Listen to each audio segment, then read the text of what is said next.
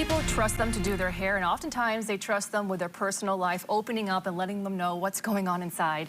Barbers and hairstylists have become more than just a hair professional, but an unofficial therapist. Christy Buck with Be Nice first told us last Monday about a new free training that's being offered to cosmetologists to recognize signs of mental health changes. Well, today she brought barber Chris Lapham and Mandy Biker, an owner of a salon. So thank you everyone for being here with us. So Chris and Mandy, I want to start with you first, okay? What have you noticed over the years with clients when it comes to them opening up and sharing things with you guys? Well, I feel like they just trust us right away as soon as they sit in our chair, just because whenever someone's trusting you, like with their appearance, they automatically just feel more comfortable with you, so they're more willing to tell you things. And I think just over the years, you grow relationships with them and you end up seeing them more than your own family sometimes even. Yeah. What's you, Chris? Yeah, I think there's a surprising amount of people who just don't really have someone to talk to in life. So when they get that half hour with you, it's really their time where they open up, they're vulnerable, and they really talk about really how they've been doing over the past couple of years almost. What can it be like at the end of your shift, a busy day, and you have a lot of, people in those chairs? So what's that like at the end of the day? What can you feel like? Well, sometimes it is exhausting, but it's kind of rewarding at the same time too, just because we know that they had a safe space to talk to us that day and just be able to be comfortable. Yeah, you almost feel like personally responsible for them sometimes in a way. Just, they come to you and it's such an important thing for them that you want to be there for them. You kind of take it home sometimes. They're like, I wonder if he's okay. I wonder if next month when I see him, is he going to be okay still? Yeah, that's good.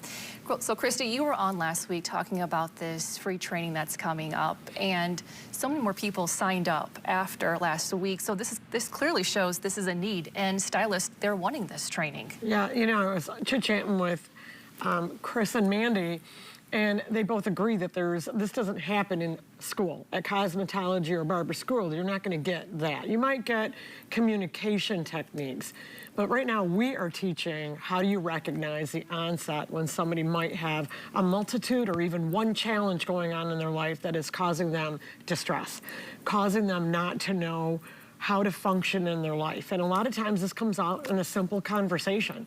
So each vignette that we filmed is going to be different than the other. There's 4 different vignettes, but each one has a scenario in it where somebody is struggling who's in the chair, or in one vignette, it actually is a caregiver who is bringing her mother-in-law to the salon.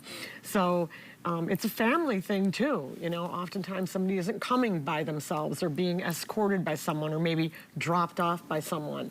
So those are all really starting points to notice when someone may be experiencing a mental health challenge. Chris and Mandy, how important is this training? Go ahead. I think it's really important. I think a lot of people are struggling, especially for me, having a barbershop on South Division. It's not just customers, but you see every day people who are having a hard time. I mean, there's some people that I say good morning to that no one's even said good morning to them in a couple days. So I think there's a lot of people out there that are just having a hard time, and being able to really understand them and help them is pretty important. What are you hearing from your stylist, Mandy? Just that nothing like this has existed really yet, and we don't get the customer service side of training, like Christy said, in school. So this is a huge part of our job too, is forming relationships with clients. So this side of it is super important. Christy, remind us about those 2 upcoming events. So we've got 2 events coming up, one on April 14th and April 30. And each one, capacity will be 100 in each, and they are filling up. So I would think that within the next couple weeks, we will be filled. And then we're hoping to do 2 more next fall. But the information, is vital to people understanding that to start a conversation with someone who may be having a mental health challenge is not difficult. And a lot of times we're doing it and we don't even know we're doing it. In addition, Amber, we're going to be really pushing out resources that are available in our community. So if you have a client for our stylists and barbers in the chair that is struggling with putting food on their table or struggling with being in an abusive relationship, that is one of the vignettes. Where is there help? So we're pushing out the YWCA, reminders of here locally, we have great resources available for people. So I'm excited, it's a collaboration, and it's definitely a necessity. What do you two hope to walk away from this training?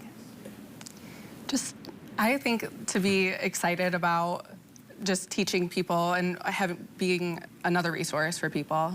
I think feeling confident about, just dealing with people and dealing with their everyday problems, or even dealing with some of the more bigger mental health issues on self-division. Okay, awesome. Well, thank you Love for it. being here with us. And if you notice changes in your mental health or in someone you care about, don't wait, take action. You can visit benice.org to learn the action plan steps and take the pledge to use it in your life. Notice, invite, challenge, empower. 4 simple steps that can make a difference and help save a life.